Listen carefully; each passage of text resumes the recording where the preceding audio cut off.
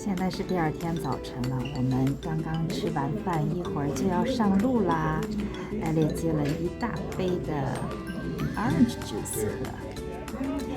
今天我们会再开还有 yogurt 酸奶。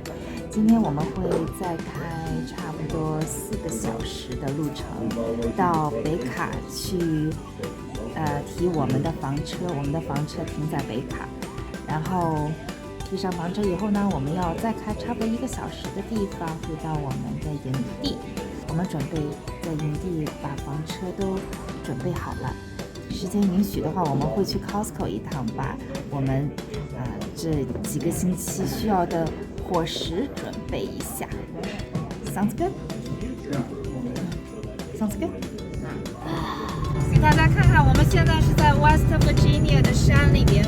昨天下了很大的雨，又打雷又闪电的，看今天的这个雾气还是没有散去，在这个雾中间，这个雾气好像被困住了一样啊，又像雾又像烟的。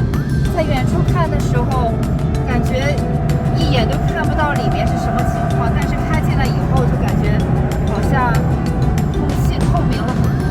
我们看了好几次 West Virginia， 这是第一次看这么大雾的这种景象，所以拍下来给大家看一下。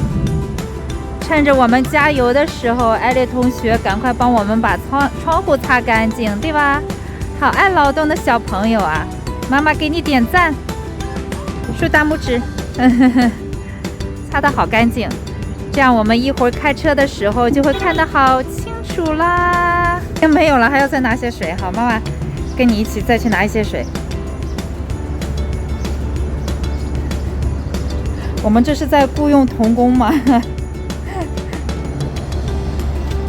还要继续擦呀？把后面的窗户也要擦干净。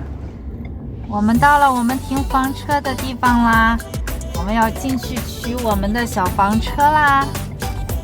前面这个地方就是一个办公室，这个地方，对呀，艾蕾就可以看到她的 puppy 了。这个地方呢，也是卖房车的，它后边这些有很多是卖的房车，然后我们的房车就停在后面。我们的房车完好无损的停在这里，给大家看一下。本来还以为这盖的这个罩子会被风刮破，顶上这个地方本来就是已经破掉了，其他的地方看起来还是很好的。看这个轮胎的罩子，后边这个地方，后边脚的这个地方也破掉了。这边呢，看看这边怎么样啊？这边也很好。哇，看来我们的小房车被保护的特别好，而且已经等不及要进去了。你想把这个拉链给拉开呀？谢谢你的帮忙，真棒。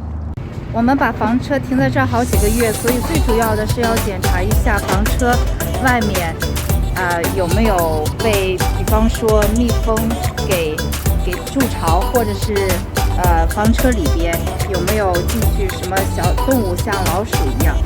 所以我们检查了一圈呢，看还是没有什么问题的。轮胎的罩子也已经拿下来了。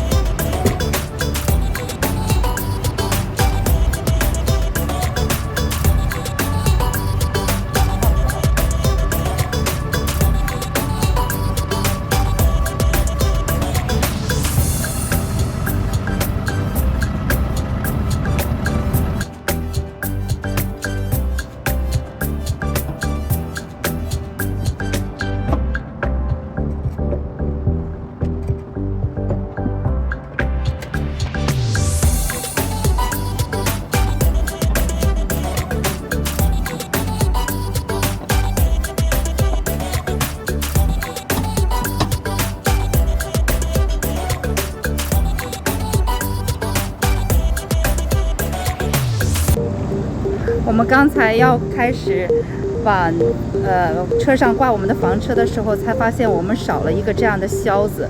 这个销子是用来干什么的？就是把那个平衡杆儿给固定在我们的拖车头上的。